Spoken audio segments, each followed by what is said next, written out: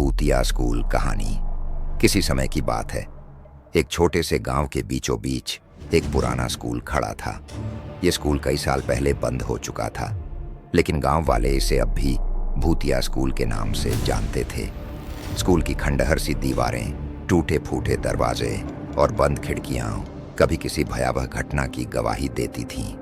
कहते हैं, जब भी रात के सन्नाटे में कोई बच्चा उस स्कूल के पास से गुजरता, उसे अंदर से किसी के चिल्लाने की आवाजें सुनाई देती।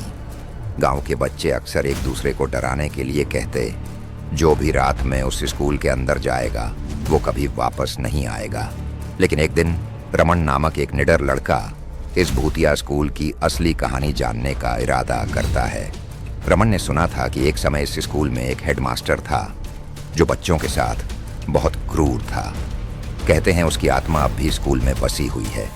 एक रात जब पूरा गांव सो रहा था, रमन ने अपनी योजना बनाई और चुपचाप स्कूल की ओर बढ़ने लगा। जैसे ही वे स्कूल के दरवाजे पर पहुंचे, उसकी धड़कनें तेज हो गईं। उसने एक स्टील की मशाल जलाई और धीरे धीरे स्कूल के अंदर कदम रखा। दीवारों पर पुराने फटे हुए पोस्टर और चौक से लिखे गए अंक दिखाई दे रहे थे। कमरे के अंदर एक सर्द हवा चल रही थी, जैसे कुछ महसूस कर रहा हो। तभी अचानक स्कूल की घंटी बजी। धिन धिन धिन धिन। रमन के दिल में डर समाने लगा, लेकिन उसने हिम्मत नहीं हारी। वह आगे बढ़ा और जैसे ही कक्षा के अंदर गया, उसने देखा कि एक काले रंग का धुआं धीरे धीरे चारों ओर फैलने लगा।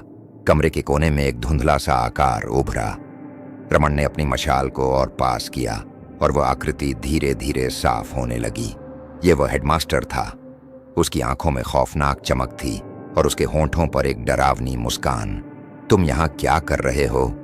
उसकी आवाज गूंजने लगी, जैसे कि हवा में मिल रही हो। रमन का दिल तेजी से धड़कने लगा। वह पीछे हटने की कोशिश करता है, लेकिन जैसे ही वह पलटता है, दरवाजा बंद हो जाता है। अब वह बंद स्कूल में फंसा हुआ था और हेडमास्टर की आत्मा उसके करीब आ रही थी। फिर अचानक स्कूल की दीवारों से तेज आवाजें आने लगीं, जैसे कोई खिड़कियां खोल रहा हो। रमन ने अपनी आखिरी उम्मीद से दरवाजे को धक्का दिया और वह खुल गया। वह जैसे तैसे बाहर निकलने में सफल हो गया, लेकिन पीछे मुड़कर देखा तो स्कूल की सारी खिड़कियां बंद हो चुकी थीं और अंदर से एक जोर की आवाज आई, तुम बच तो गए, लेकिन अगले दिन तुमसे मिलूंगा। रमन ने इस रात के बाद कभी उस स्कूल का रुख नहीं किया और गांव वाले अब भी उस स्कूल से दूर रहते हैं, जहां हर रात कोई न